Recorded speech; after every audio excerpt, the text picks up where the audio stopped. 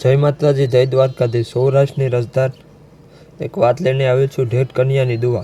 સિહોર ગામના દરબારગઢની ડેલીએ તે દિવસ બાપ દીકરી વચ્ચે રકઝક થઈ રહી છે।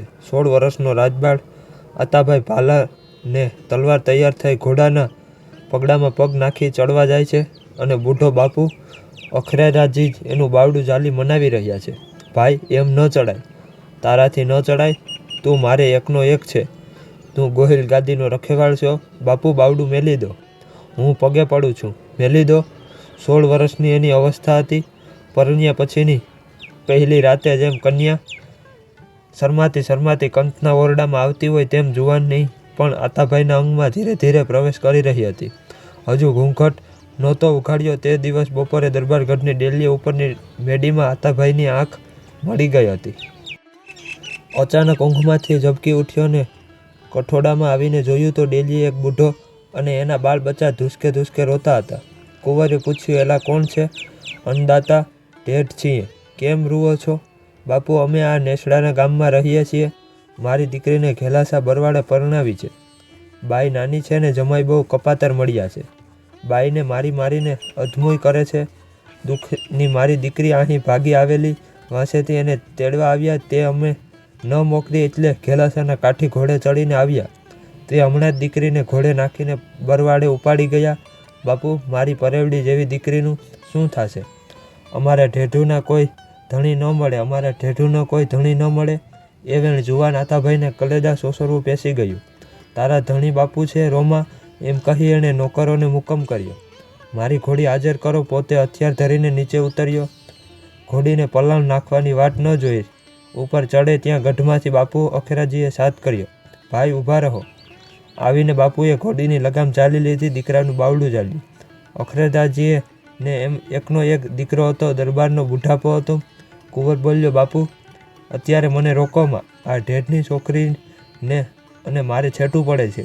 એ કહે છે કે અમારે કોઈ ધણી નથી। બાપુ, તુંથી જવાય નહીં, ફોજ મોકલું? ના બાપુ, મારે એકલાને જ જવું છે। બેટા, એકલા ન જવાય, દુશ્મનો ક્યાંક મારી પાડે। બાપુ છોડી દો, આપણે રાજા વસ્તીનું રક્ષણ કરવા આપણે જાતે જ ચડવું પડે। ના મારા બાપ, આખું કટક જાય પણ તું નહીં, તું હજી બાળક છો। આતાભાઈને બાપની મરજીથી હદ આપતી હોય એમ થયું।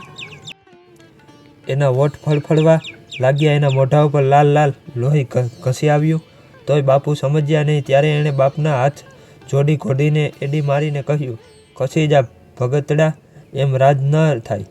બાપ જોતા રહ્યા, ડાયરો હા કરતો રહ્યો। આતાભાઈની ઘોડીને જાણે પાંખ આવી, જોતમાં તો તે પંથ કાપી નાખ્યો। દૂર દુશ્મનોને દીઠા 2 અસવારો છે, એકની બેલાડે બાઈ માણસ બેઠેલું છે, કોઈ બાઈની ચૂંદડી પવનમાં ઉડતી જાય છે, વગડામાં અબળા ધા ઉપર ધા નાખી રહી છે, બીજો અસવાર એની પાછળ ઘોડી દોડાવતો પોતાની ઝગમગતી બરછી બતાવીને બાઈને ડરાવતો જાય છે। ઢેઢનું કોઈ ધણી નહીં એવી ધા સંભળાય છે, વગડામાં કામ કરતા લોકો ઊભા થઈ રહે છે, એની વેલે મોવે વાતો કરે છે, બાઈ ભાગેડું લાગે છે। 16 વર્ષનો એકલવાયો આતાભાઈ આ ત્રાસ જોતો, ઘોડીને દબાવતો, વંટોળિયા જેવા વેગ કરતો, લાલ ચટક મોઢે લગોલગ આવી પહોંચ્યો। ખળિયા વોકડાને વટોળી બરાબર સામા કાંઠે ઉપર ચડ્યો, હાંક પાડી, હા કાઠીડાઓ, હવે માટી થાજો। અબળાને ઉપાડી જનાર સુરવીરો, સૂરજના પોતારાઓ, હવે માટી થાજો। હું આતો ભાઈ। ત્યાં તો ઘોડાના ભેટા થઈ ગયા। કાઠીઓએ બરછીનો ઘા કરે તે પહેલાં તો આતાભાઈના ભાલો એકની ઘોડીના તોરંગના પાટિયા વીંધીને પાર થઈ ગયો અને બીજાનું બાવડું તલવારને એક ઝાટકે ઉડાવી નાખ્યું।